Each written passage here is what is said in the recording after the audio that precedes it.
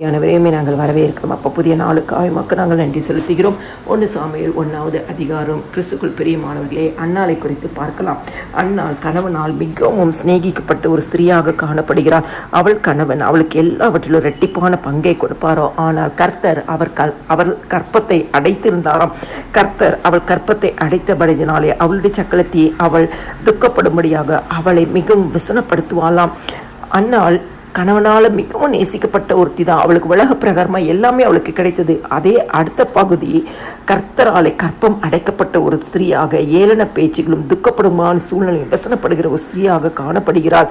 இன்னைக்கு அன்னாள் ஒரு நாள் மனம் கசந்து மிகவும் அழுது கர்த்தரை நோக்கி விண்ணப்பம் பண்ணி, சேனைகளின் கர்த்தாவே, தேவரீர் உம்முடைய அடியாளின் சிறுமியை கண்ணோக்கி பார்த்து உம்முடைய அடியாளை மறவாமல் நினைத்தருளும் என்று சொல்லி ஒரு பொருத்தனை பண்ணி தேவ சமூகத்தில் தன்னுடைய இருதயத்தில் இருக்கிறதெல்லாம் ஊற்றினாலாம், பேசினாலாம். அவள் உதடுகள் மாத்திரம் அசைந்து கொண்டு இருந்ததாம். அப்பொழுது அந்த இடத்துல ஏலி என்ற ஆசாரியன் அன்னாளிடத்து நீ எது வரைக்கும் வெறித்திருப்பாய், உன் குடியை உன்னை விட்டு விளக்கு என்றானாம். அதற்கு அன்னாள் பிரதியுத்தரமாக சொன்னாலாம், அப்படி எல்லா ஆண்டவனே, நான் மனக்லேசம் உள்ள ஸ்திரீ, நான் திராட்சை ரசமாகிலும் மதுவாகிலும் கொடுக்கவில்லை, கர்த்தருடைய சந்நிதியில் என் இருதயத்தை நான் ஊற்றிவிட்டேன் என்று. கிறிஸ்துவுக்குள் பிரியமானவர்களே, இந்த நேரத்தில் ஏலி ஒரு பதில் என்ன வந்தது என்று சொன்னால், அதற்கு ஏலி, சமாதானத்துடன் போ, இஸ்ரவேலின் தேவனிடத்தில் கேட்ட உன் விண்ணப்பத்தின்படி உனக்கு கட்டளையிடுவாராக.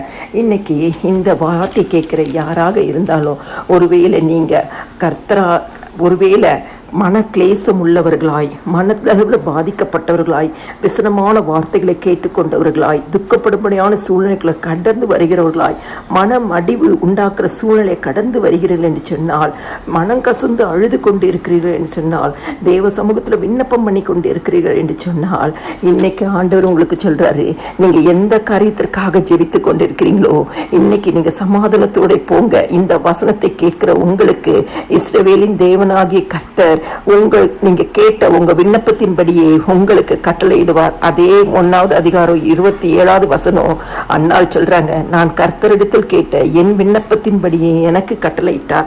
இன்னைக்கு நீங்க என்ன ஜெபிக்கிறீங்களோ, உங்க மனபாரம், மன அழுத்தம், உங்க துக்கம், உங்க வேதனை, உங்க கண்ணீர், உங்கள் பாடுகள், உங்க அவமானம், உங்க நிந்தை, அப்படிப்பட்ட எந்த சூழ்நிலையிலிருந்து தேவ சமூகத்துல கண்ணீர் வடிக்கிறீங்களோ, இன்னைக்கு ஆண்டவர் அந்த கண்ணீரை பார்க்கிறார். இன்னைக்கு ஆண்டவராகிய இயேசு கிறிஸ்து உங்க கண்ணீரை துடைக்கிறார்.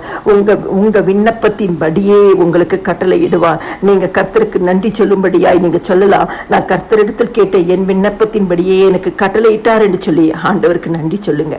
எல்லா துதிகன மகிமையும் என் ஆண்டவராக இயேசு கிறிஸ்து ஒருவருக்கே செலுத்துகிறேன். ஆமென்.